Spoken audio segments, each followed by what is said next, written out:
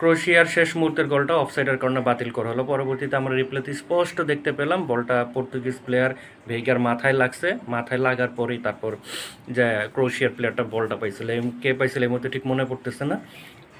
ঠিক আছে, যাই হোক। তো এখন অনেকে বলতেছেন ভাই বলটা তো যে মাথায় লাগছে এটা ইনটেনশনাল ছিল না, আনইনটেনশনাল ছিল, বলের ডিরেকশন চেঞ্জ হয় নাই। এখন যত বছর ধরে ফুটবল দেখি, শুধু ইংলিশ প্রিমিয়ার লিগের কথা বললে এরকম আরও শয়ে শয়ে গোল তো হবে দেখছি, শয়ে শয়েই বলবো, কারণ কম তর হলো না ফুটবল দেখার ম্যাচ। যেসব ক্ষেত্রে যেটা রেফারির যখন ভিআর ছিল না, রেফারির সামনে রেফারির যখন চোখে ধরা পড়ছে বা লাইন্সম্যান যারা ছিল, এইসব ক্ষেত্রে লাইন্সম্যান এর সাথে আলোচনা করে এগুলো গোল দেওয়া হয়েছে। ভিএআর আসার পরের কাহিনী বলি, 2018 বিশ্বকাপে জার্মানি আর কোরিয়ার ম্যাচটার কথা মনে আছে?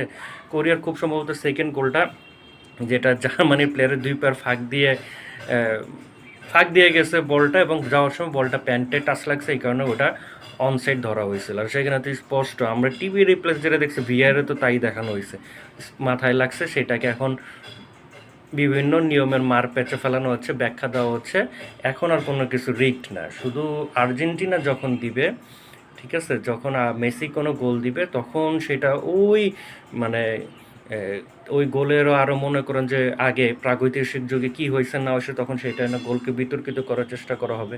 রোনাল্ডোর পেনাল্টি নিয়েও কিছু বলবো না। তো যেটাই হয়েছে শেষমেশ ম্যাচটা বিতর্কিতই হয়েছে, এবং বিতর্কিতভাবে ফিনিশ করা হয়েছে।